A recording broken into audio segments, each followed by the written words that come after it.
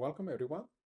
I'm Simone Pezzuto, and my job today is to introduce to you our track in the Master of Mathematics at the University of Trento in modeling and simulation for biomedical application. So I would like to start with a quite shocking question. What is the number one cause of death? And maybe between parentheses, what has to do with these with mathematics? Well, there are number one of cause of death is well, as you can see from this long list, are well, maybe it's not well known, but it's actually cardiovascular diseases. And then the second one is cancer, which is probably was easier to guess. Now, why these two are so common? Are so common nowadays because of course, population is aging. We have a lifestyle that is probably not the best in these respect. So cardiovascular diseases as well as cancer, they are increasing in the population. So we are going to have to deal with these two pathologies more and more often, unfortunately. Now, what is clear about cardiovascular diseases is that what is becoming increasingly clear is the fact that every patient is unique in some sense. Every patient is different, and so there is no perfect therapy that fits all possible patients. So we have to acknowledge the fact that well, we have to embrace this difference between patients, no interpatient variability, and understand that medicine of the future must be personalized. Okay, so cardiologists cannot select a given therapy for a patient, has to personalize, has to tailor the therapy to the given patient based on the data, on the clinical data that we acquire. And that's where mathematics enters into the play.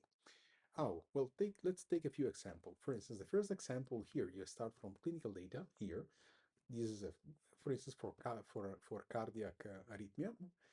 We have the atria with some information on top of this anatomy. This is provided by the hospital. And then we use this data to perform numerical simulation.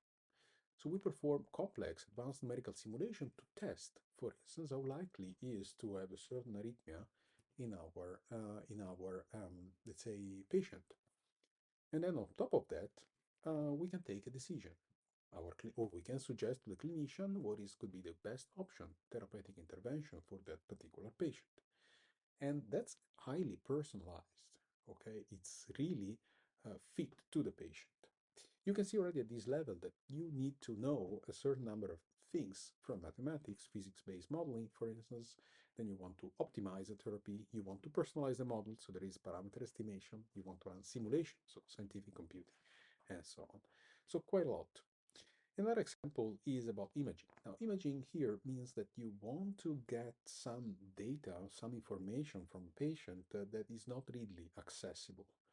Think about the MRI or CT scan. You can see inside the body without opening the body. Now, this can be understood for several other quantities. For instance, the fractional flow rate reserve, sorry, in the coronaries. This is a very important, let's say, quantity that cardiologists they want to assess before planning an intervention. Okay, for instance, for a stent placement.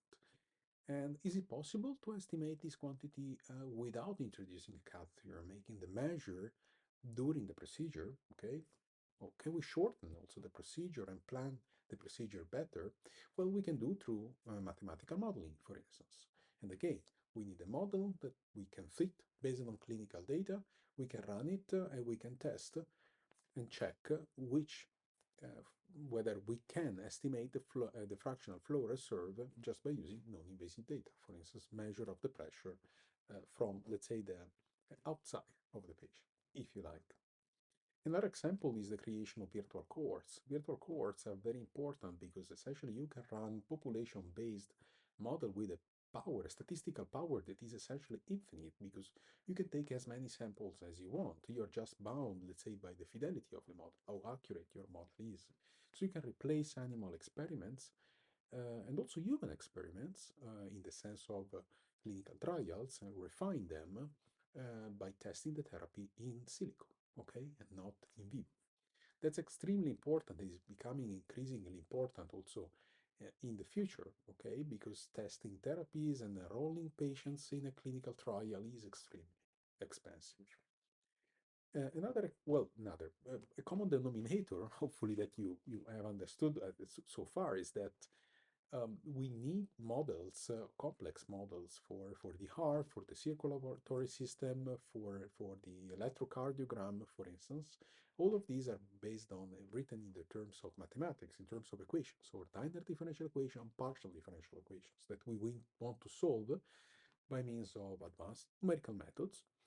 And of course, once you have discretized the equation, you want to solve them on a computer. So you need scientific computing methods, and when the problem doesn't fit a single computer, you need parallel computing.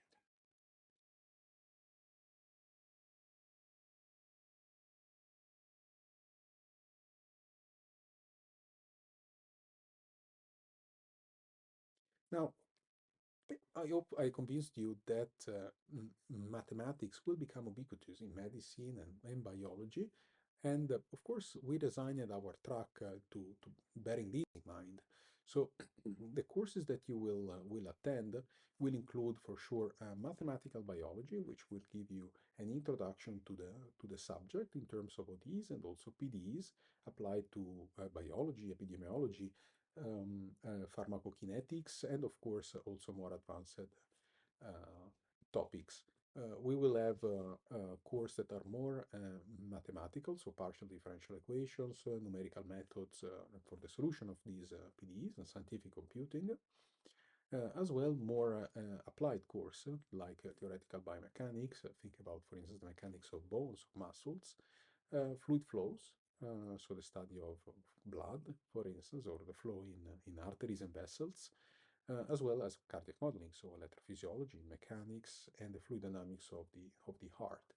There is also the opportunity to attend some lecture from clinicians, and that's very important because this is meant to be an interdisciplinary subject. Now, particularly appreciated aspect from the student is the possibility to have stages abroad or also in Italy. And this has been quite important because it's the way you can really understand what interdisciplinarity means in reality, that you have to talk with biomedical engineers, with clinicians, and with people from a different domain. And that can be quite challenging. And of course, this stage is a great opportunity for this. In terms of prerequisite, we recommend the bachelor courses. Well, of course, ordinary differential equations, that's very important because that's the starting point for creating any model. Numerical analysis, too, in particular, that's very important for some methods, like optimization methods, for instance. Some functional analysis, this is also welcome. But most important is, of course, the interest for biomedical application, medicine and biology. You need to know and to like, well, not to know, but at least to like biology, because you are going to apply mathematics to biology and medicine. What are the opportunities after the master? Well, what I can tell you is about your profile. So you will know a lot about scientific computing, how to write down a model for a specific problem of interest, how to solve it efficiently on a computer or a supercomputer, and then how to discuss the results and the modeling aspects with experts from other domains. You will have some experience with clinical data, which is always challenging because this data is not simple to handle. And then in terms of job applications, you can, let's say, work towards academia, so a PhD or a postdoc position, and there are many interdisciplinary projects in this respect in Europe or worldwide, including our PhD program in Trento in mathematics. The PhD is also highly valued in the industry, especially abroad. Uh, in the industry now, we have also there is an increasing interest in from companies that work with clinicians, for instance, in personalized medicine, digital twinning, medical devices, wearables. These are all keywords that you can easily find many companies using those today. So more examples are provided on our website. You can see the QR code there.